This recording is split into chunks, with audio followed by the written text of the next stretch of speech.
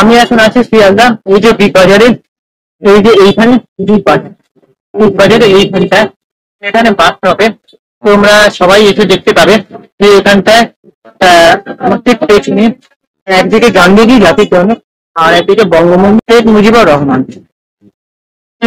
রহমান বাংলাদেশের প্রধানমন্ত্রী।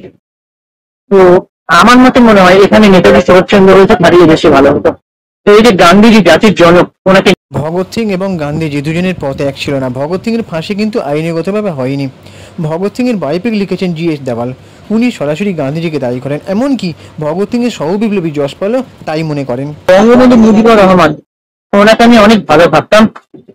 যখন 2-1 বছর আগে বাংলাদেশে যে তুমুল আন্দোলনটা হলো, শেখ হাসিনা মুজিবুর রহমান ওনার কন্যা তার বাসভবনে গিয়ে জিনিসপত্র লুটপাট, এমনকি বাংলাদেশের প্রাক্তন প্রধানমন্ত্রী শেখ হাসিনা ওনাকে দেশ থেকেই তাড়ানোর জন্য সবাই ব্যস্ত হয়ে পড়লো।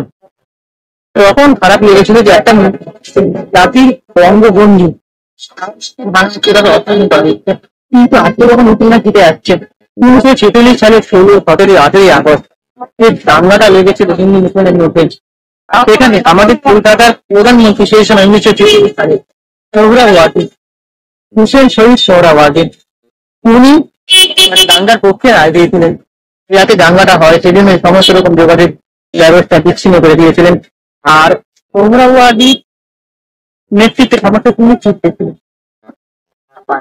আর সোহরাওয়ার্দীর একমাত্র ঘনিষ্ঠতম ছিলেন শেখ মুজিবুর রহমান। তিনি বিহার থেকে কিছু মুসলিম গুন্ডা ভাড়া করে এনেছিলেন, তারা রাতারাতি ট্রেনে করে এসে সকালে এসে দাঙ্গা দেখতে পেতেন।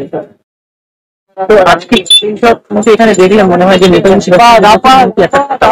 অবশ্যই দরকার, অবশ্যই দরকার। তো তোমাদের কি মনে হয় তোমরা জানাও।